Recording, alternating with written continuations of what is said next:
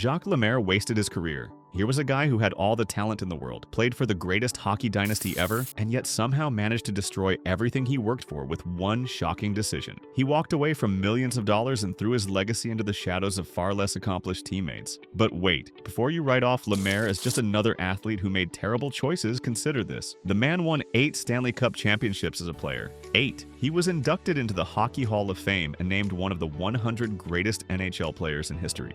He scored at least 20 goals in every single one of his 12 NHL seasons and finished with nearly a point per game over his entire career. So how could a player with a resume like that be seen as a failure who wasted his own career? The answer is far more complex than you think. To understand why Jacques Lemaire became known as hockey's greatest underachiever, you first have to appreciate just how incredible his numbers really were. This wasn't some role player riding the coattails of better teammates. Lemaire put up 835 points in 853 games, which works out to 0.98 points per game. That's elite production sustained over more than a decade. He had 3 seasons with over 90 points, including a career-best 97 points in 1977 to 78. His slap shot was considered second only to the legendary Bobby Hull for speed and accuracy. But here's where it gets really impressive. Lemaire is one of only 6 players in NHL history to score 2 separate Stanley Cup winning goals. Not just game winners, but the actual goals that clinched the championship. The first came in 1977 during overtime against the Boston Bruins. The second happened in 1979, his final season as a player. That 1979 playoff run was his masterpiece. He led all scorers with 11 goals and 23 points,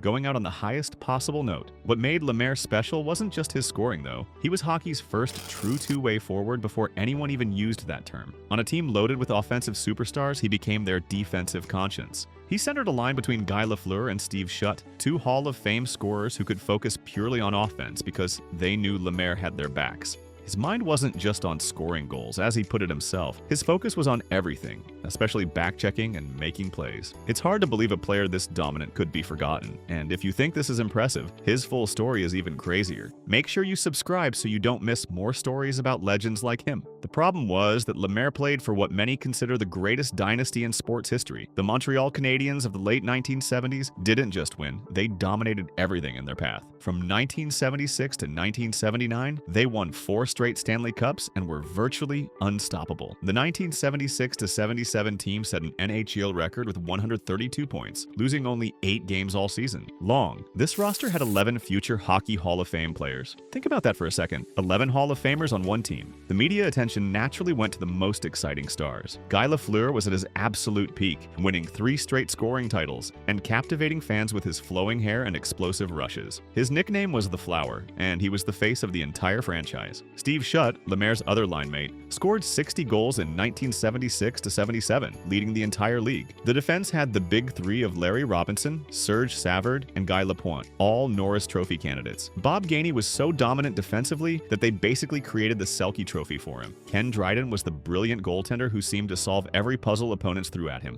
In this incredible collection of talent, Lemaire's steady, smart play got overlooked. During that record-breaking 1976 to 77 season, he was the only frontline player on the team not named a first or second team NHL All-Star. Let that sink in. The guy who would score the Stanley Cup winning goal in overtime that spring wasn't even considered an All-Star. To put this in perspective, compare him to teammate Yvon Cournoyer, whose number hangs from the rafters at the Bell Center. Lemaire was actually the better overall player, with superior playmaking, much stronger defense, and higher career points per game. Yet Lemaire's number 25 has never been retired. Many argue he's the greatest player in franchise history not to receive that honor. The media and fans celebrated the artists like Lafleur, but they missed the quiet architect in the middle who made it all possible. Lemaire was the canvas that allowed their masterpieces to be painted, but being overlooked wasn't just about external recognition. There was something deeper going on inside Lemaire's mind that shaped everything about how he played. Despite all his success, Jacques Lemaire was terrified, not of getting hit or injured, but of losing his job. For most of his career, this Hall of Fame champion believed he was one bad game away from being sent down or traded. In his own words, he was always afraid he was going to lose his spot on the team. It wasn't until his final couple years that he felt secure in Montreal.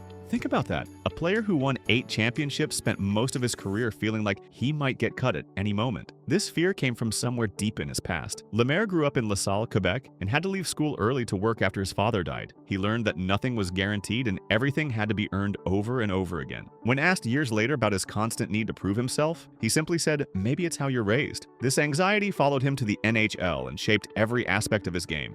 As a rookie in 1967 to 68, he was moved to center when veteran star Henri Richard got injured. When Richard came back, he was so angry about losing ice time to an upstart rookie that he temporarily left the team in protest. Coach Toe Blake had to personally reassure the young Lemaire and tell him to ignore the drama. For a player already worried about his place on the team, this early controversy taught him just how cutthroat professional hockey could be. But here's the brilliant part. Lemaire turned his fear into his greatest strength. He realized that offensive production could be streaky and unpredictable. A goal scorer who goes cold might find himself under scrutiny, but defensive effort, positioning, and hockey intelligence were constants. These were things he could bring every single night, regardless of whether the puck was going in the net. By mastering the defensive side of the game, he made himself essential in a way that pure scorers couldn't match. His dedication to defense wasn't just about helping the team, it was about survival. He was building an unassailable case for his own value. His identity as a hockey intellectual was the ultimate expression of this mindset. He wanted to understand every aspect of the game so completely that no coach could ever question his worth. He succeeded not despite his anxiety, but because of it. His fear was the engine that drove him to become the most complete player of his generation. By 1979, Jacques Lemaire had reached the absolute peak of his powers. At 33 years old, he had just led the playoffs in scoring and captured his 8th Stanley Cup championship. The Montreal Canadiens offered him a massive 5-year contract worth $225,000 per season, which would have made him one of the highest paid players in the league. His response shocked the hockey world. He rejected the offer and announced his retirement from the NHL. But this wasn't really retirement. Lemaire signed a 3-year deal to become the player, coach, and general manager for HC Sierre, a team in Switzerland's second-tier league.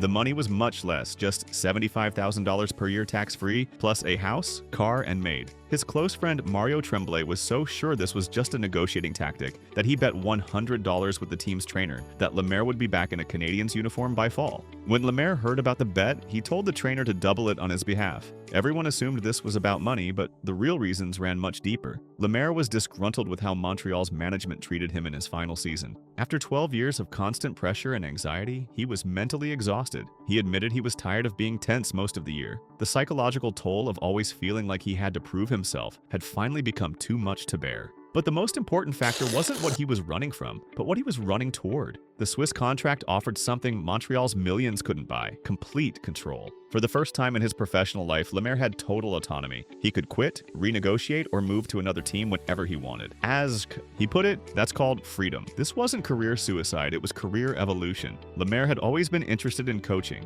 and Switzerland provided the perfect laboratory to gain experience. He found immediate relief in the less demanding 28-game schedule and the opportunity to teach young players. After his first game in Switzerland, his liberation was obvious. He said he had never been more relaxed and was finally happy in his work. The hockey world saw his departure as throwing away a brilliant career, but they completely missed the point. Lemaire wasn't destroying anything. He was taking control for the first time in his professional life. The anxious player who spent years afraid of being cut had engineered his own destiny, and it worked perfectly. His time in Switzerland gave him the coaching experience he needed to return to North America as a head coach. He eventually led the New Jersey Devils to their first Stanley Cup championship in 1995, won 2 Coach of the Year awards, and revolutionized NHL strategy with his defensive systems. The trap system he developed became so influential that it changed how the entire league thought about the game. Jacques Lemaire didn't waste his career. He was an anxious champion who channeled his deepest fears into a unique form of greatness. When the pressure of always having to prove himself finally became unbearable, he didn't quit in defeat. He seized control of his own story and created a second Hall of Fame-worthy career behind the bench.